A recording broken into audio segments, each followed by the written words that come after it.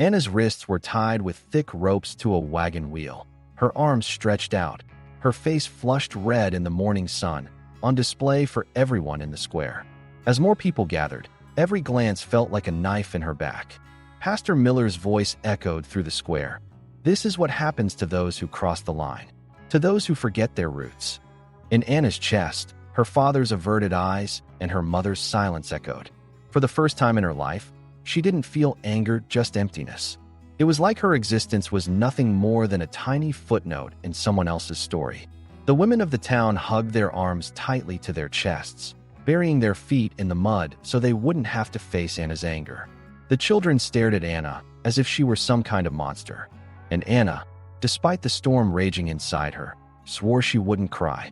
The hem of her white dress stitched by her mother had split from the rope's blows, scratching her skin. While Anna's shame sat like a stone in the middle of the square, the crowd kept growing. Everyone was there to watch this lesson. One woman whispered, "This isn't like us." Another said, "She brought this on herself." But none of them saw the fire burning deep in Anna's eyes.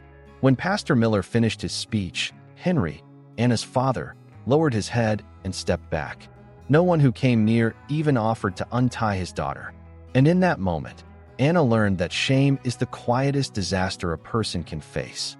Her eyes drifted off into the distance. She thought about the hills of her childhood, the fields she ran barefoot with her brother, those days before rules, before all the talk of honor and endless restrictions.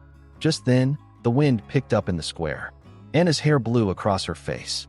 While everyone waited for her to submit, the fire inside Anna grew hotter. And right then, there was movement at the far end of the square. A man unlike anyone else, his shadow stretched long on the ground, walked silently through the crowd. He wore a dusty coat, a wide-brimmed hat. No one in town had seen him before. His name was Samuel. His eyes were quieter, deeper than all the chaos in the square. Slowly, he knelt down beside the wagon and pulled a small knife from his belt. Anna stared in shock. No one tried to stop him. Everyone wanted to see what would happen next. The moment he cut the first rope, a murmur swept through the crowd. Pastor Miller's wife screamed. Henry shouted Anna's name. But Samuel, without any rush, cut the second rope as well. Anna collapsed to the ground, both from pain and disbelief. In that moment, the square fell silent. It was like the whole town was holding its breath. Samuel stood up. "This girl doesn't belong to you," he said, his voice as clear as a winter wind. "She doesn't belong to any of you." A rumble ran through the crowd. Some people glared angrily, others quietly backed away. Anna tried to stand up. Samuel offered his hand, but Anna didn't take it, not yet. Because the price of freedom sometimes starts with a stranger's courage. But to pay that price, you have to beat your own fear first. Samuel walked beside Anna, and together they walked past the crowd. Neither Pastor Miller's threats, nor Henry's curse, nor the shame bell of the town could stop them.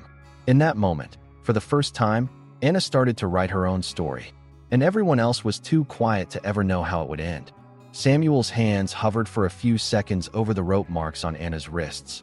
Anna was shocked and exhausted, but at the same time, freer than she'd ever been. The silence around the square was so thick, it felt like it might spill out beyond the edges of the town. Samuel walked beside Anna without saying a word, tearing up the so-called justice the town claimed as its own. Pastor Miller's eyes narrowed in anger, while Henry shook his head in pain and helplessness. For a moment, the townsfolk parted for Samuel in a mix of fear and shame. Anna walked with trembling legs, feeling the weight of not just her muddy dress, but her whole past pressing down on her shoulders. The gossip of the town, the women's whispers, echoed in all the places where the men stayed silent. Everyone was waiting to see what Samuel would do next. As they were leaving the square, a kid from the crowd shouted Anna's name. A rock suddenly flew through the air, but Samuel stepped in and caught it with his hand. He didn't get angry, just turned to look at the crowd. There was no threat or violence in his eyes, just a steady, unshakable courage. Pastor Miller shouted, "God will see you, son," but Samuel's face didn't even flicker. The town's sheriff, Mr. Turner, stepped out from the corner of the square and blocked their way. He put his hands on his gun belt. "You're not welcome here," he said coldly.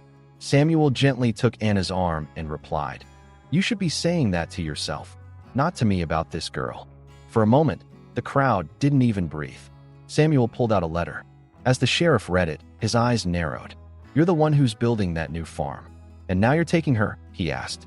Samuel just nodded. "She's nobody's property," he said. "Don't forget that." The sheriff stepped aside angrily. Anna's eyes filled with tears, but she couldn't speak. Samuel quietly walked her out of the square and all the way to the edge of town. Beyond the last houses, the wind hit their faces with a cold kind of freedom. Samuel's horse was waiting behind some bushes. For the first time, Anna looked back. Her father was watching them from a distance. He didn't take a single step, didn't say a word, just stood there with the shame of losing her. Before helping Anna onto the horse, Samuel said, "You don't have to talk. Today, just breathing is enough." For the first time, Anna felt a bit of warmth inside her. Not from words, but from space, from the freedom of being trusted without judgment. As the horse slowly made its way down the path, the sound of the town faded away. Anna clasped her hands on her lap and touched the torn edge of her dress with her fingers. The fear and uncertainty of the future now felt lighter than the harsh rules of the town. Samuel didn't say a word the whole way. For the first time, his silence felt like a shelter, not a shame. By late afternoon, the sun was beginning to set. They arrived at a small valley in front of a half-built cabin. Samuel helped Anna down but didn't force her, letting her stand on her own. "This place isn't finished yet," Samuel said, "but nobody gets near it without permission." Anna looked at the bare walls, the scattered wood in the yard, and the half-built porch. Everything was incomplete, but for the first time, she felt like this could be a place to start her own life. Samuel made some soup and brought a blanket inside. Anna looked at herself in an old mirror in the corner, touching the red marks on her wrists. She hadn't cried in the square, but here, with nobody watching, the tears finally fell. Samuel left her alone. In a low voice, he said, "No one's ever going to tie you up again. Not while I'm here." Night fell, peaceful for the first time.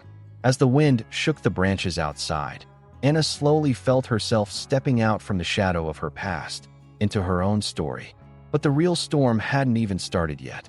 On Anna's first night in Samuel's cabin, the sounds of the town were still echoing in her mind. As she hung her mud-stained dress in the corner, her hands trembled. The marks from the ropes were still fresh, but it was the wound in her heart that hurt most. Samuel, tending the fire in the corner, respected Anna's silence. He didn't look away, but he didn't push her either. All he offered was something Anna had never really known before: space. That night, Samuel slept on the floor right next to the fire. For the first time, Anna didn't feel like a stranger in her own bed. As the night went on, the wind howled outside. Everything seemed normal until they heard a quiet crack in front of the cabin. Samuel got up right away and quietly moved to the door. Anna clutched her blanket nervously as Samuel opened the door just a crack. No one was there, but in the distance, a shadow slipped away through the bushes. Samuel waited for a while, then shut the door and just nodded at Anna. Nothing else happened that night, but in the morning, Anna saw someone had left a wreath made of dry grass at the door. It was the town's way of sending a warning, a message telling her to leave, or else Samuel would get into trouble too. Anna shivered, but Samuel tossed the wreath into the fire. "Don't let fear control you," he said. With the morning sun, Samuel started working around the cabin. At first, Anna hesitated, but then she went outside and started helping him. With every plank, every nail, she left her own mark. For the first time, she was building her life without living in someone else's shadow. Samuel worked quietly, every now and then giving Anna a smile. Those small smiles were enough to give Anna a little bit of hope. Around noon, another sound came from the woods. Anna's heart skipped a beat, but this time, it wasn't one of the town's kids. A young girl, moving with weak, frightened steps, came up to the cabin. Her dress was muddy, her eyes full of fear, and she stopped in front of the door. Anna recognized her right away. Ruth, one of the quietest, most obedient girls in town. "They tied me up too," she said in a shaky voice. "I said your name, and they punished me." Anna didn't look away. She opened the door all the way and let Ruth in. Samuel didn't interfere. He just stepped back and gave them space. Ruth trembled as she wrapped herself in Anna's blanket. Anna gave her a bowl of hot soup. The silence between them, after a while, turned into a promise of solidarity and a new beginning. As Ruth told Anna what she'd gone through, she couldn't hold back her tears. In the town, Women were cursed with a name, and anyone who mentioned that name was punished too.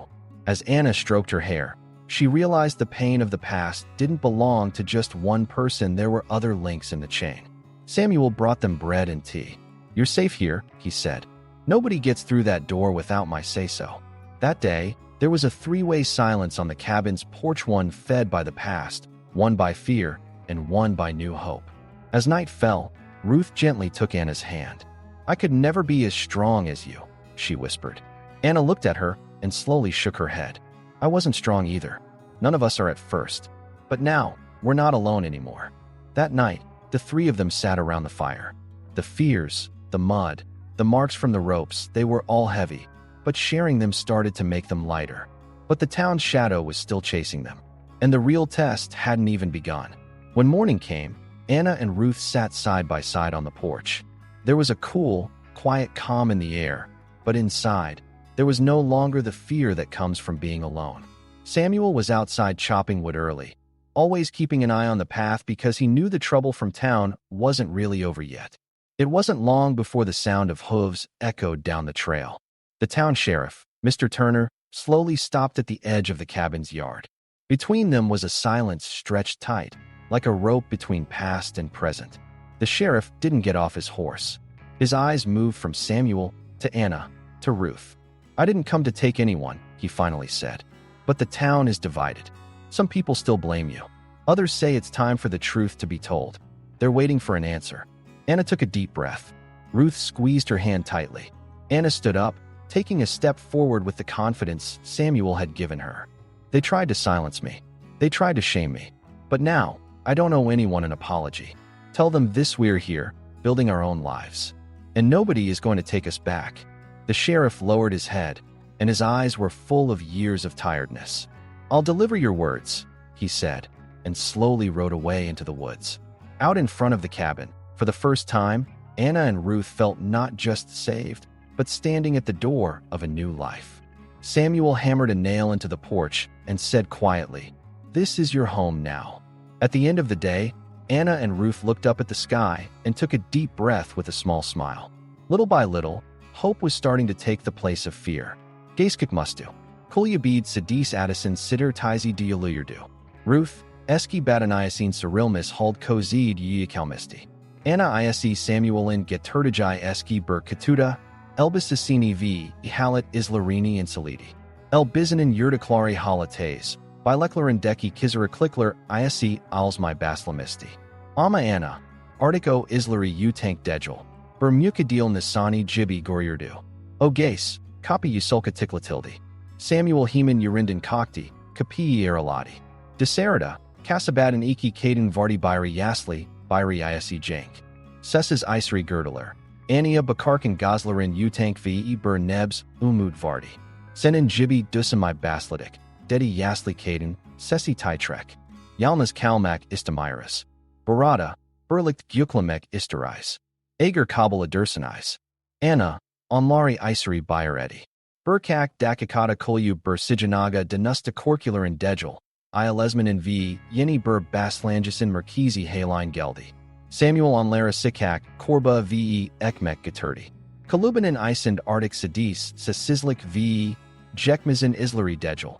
Ani Zamanda Yeni Bur Umut V. Idanisman in Sikaklaji Vardi. O Gase, Anna Ilk Defa Jekmiziel Barrisman in Yalyanin. Baskalarina de Umut Al Makla Mumkin Ol Duginu en Ladi. V. Arctic Bu Kukuk Kalubanin Devarlari. Sadis Onu Dejel. Ruthu. Yeni Gelin Katanlari, E Belki Daha Nisilarini de Koreakak Katar Gakludu. At sunrise, Anna was out on the newly built porch. Ruth was beside her, and two women from town were close by. They'd spent a sleepless night, somewhere between hope and worry, leaning on each other for comfort. Samuel had gone out early, measuring wood in the yard for a new table. This place was no longer just a shelter for one, but the first stop for a growing family that was turning into a real home. Suddenly, the sound of hooves echoed down the path. Anna's heart sped up, a reflex from old fears. Samuel stepped out onto the porch, and the women moved closer together. Walking up the path were the town's elders and Sheriff Mr. Turner, with Anna's father Henry trailing behind, his face worn and full of regret. No one was carrying weapons. Their heads were bowed. They came to a slow stop in front of the cabin. The sheriff looked Samuel straight in the eye and spoke. "We were wrong. We let our own fear make your pain worse. While punishing you, we were really running from ourselves." The crowd was silent, the women clinging to each other even more tightly. Anna stood up next to Samuel. For the first time, she didn't feel the weight of old shame or the judging eyes of the town square. "If you want to hear us," Anna said, "then I'll speak only for myself and those who stand beside me. I'm not handing your shame back to you. But we've started something here. We broke the silence. From now on, we'll bind each other with words, not with chains." Henry stepped forward, tears in his eyes, and looked at Anna. "I didn't listen to you. Out of fear, pride, and silence. Is it too late to say I'm sorry?" Anna saw the helplessness in her father's eyes, but she knew that forgiveness wouldn't erase the past. She nodded slowly. "We can't undo what's already happened. But from now on, no one here will have to walk alone." The sheriff and the townspeople went quiet again. Then the sheriff took an old bronze bell from his belt, the same bell that used to be rung in the square to announce shame. He handed it to Anna, quietly. "Now you get to decide what this bell is for. You can forget it, or you can use it for a new beginning." Anna took the bell in her hand. The first light of the sun sparkled on it. She looked over at Samuel and the women standing with her. Then she stepped onto the porch, raised the bell, and rang it once proudly. This time, the sound didn't ring out for shame. It rang out for a new life, for friendships rebuilt, and for women who had broken their chains. The bell sound carried far beyond the mountains. At that moment, there was no shadow of the past in Anna's eyes, only freedom, determination, and hope. The porch fell silent again, but it wasn't the silence of a broken life. It was the quiet of a new beginning, of people finally finding their own voice. Anna turned to Ruth and smiled. "If a girl ever wants to run away again, tell her she'll find a door, a table, and a life here. Because real healing means making room for someone else's story." Samuel came and stood beside Anna. There was silent approval and peace in his eyes. Life was starting again here, beyond the mud and shame of the old town square. And that day, a new story began in the old town. Because the greatest revolution starts when someone quietly opens a door. By the end, Anna's old dress was still hanging from the porch beam, but no one looked at it with shame anymore. Now it was a flag of struggle and resistance. And the only sound echoing in the cabin was the sound of life, not of chains.